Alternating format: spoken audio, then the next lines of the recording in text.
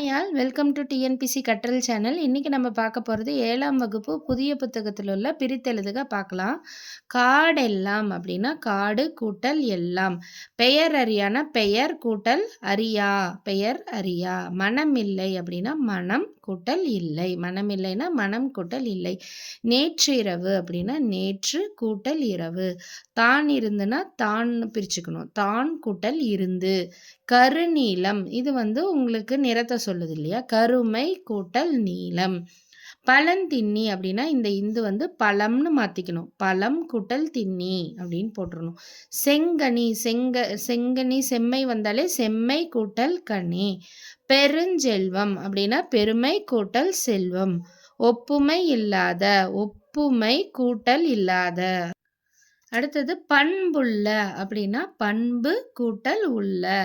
பூட்டும் கதவுகள் இங்க பாருங்க, இங்கு வந்திருக்கு, முன்ன இந்து வந்துச்சு இம்முன்னு போட்டோம். இப்ப பூட்டும் கதவுன்னா பூட்டும் கூட்டல் கதவுகள் இப்படிதான் எழுதணும்.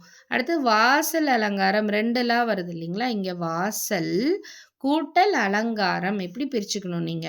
அடுத்தது கொய்யாக்காய் அப்படின்னா கொய்யா கூட்டல் காய், இந்த இக்கு போயிடும், கொய்யாக்காய். பொருட்செல்வம் அப்படின்னா இந்த இந்த இந்த இட்டு என்னவா மாறிடும், இந்த இல்லு தான் இந்த இட்டா மாறும், பொருள் கூட்டல் செல்வம் அப்படின்னு பிரிச்சுக்கணும். பொருட்செல்வம்னா பொருள் கூட்டல் செல்வம்.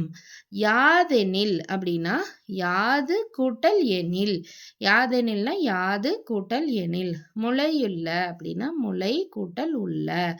வரம் தருவாளே பாருங்க, இது வரம் கூட்டல் தருவாளே அப்படி மாத்திக்கணும். ஏற்கனவே இங்க பாருங்க, இந்த பழந்து இந்த பழம்னு மாத்திக்கணும், இங்க இந்துக்கு இங்க வரம் கூட்டல் தருவாளே அப்படின்னு மாத்திக்கணும். வாக்கருள் அப்படின்னா வாக்கு அருள், வாக்கு தான் அருள், வாக்குக்கு வாக்கு அருள், வாக்கருள்னு எழுதிக்கணும். வளர்ந்தேறும் அப்படின்னா வளர்ந்து கூட்டல் ஏறும்.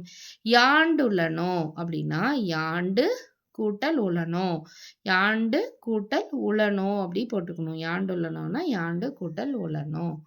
கல்லணை அப்படின்னா கல் கூட்டல் அணை, கல்லணைனா கல் கூட்டல் அணை. மரக்கலங்கள் அப்படின்னா மரம் கூட்டல் கலங்கள், இந்த இம்மு போட்டுக்கணும். மர இக்கு இருந்தா மரம் கூட்டல் கலங்கள். இன்றாகி அப்படின்னா இன்று கூட்டல் ஆகி. அடுத்தது புலவு திரை அப்படின்னா புலவு கூட்டல் திரை, இத்து எடுத்துடணும், அவ்வளவுதான். உயர்வடைவோம் அப்படின்னா உயர்வு கூட்டல் அடைவோம். எழுத்தென்ப அப்படின்னா எழுத்து கூட்டல் என்ப. கற்றனைத்து அப்படின்னா கற்று கூட்டல் அனைத்து.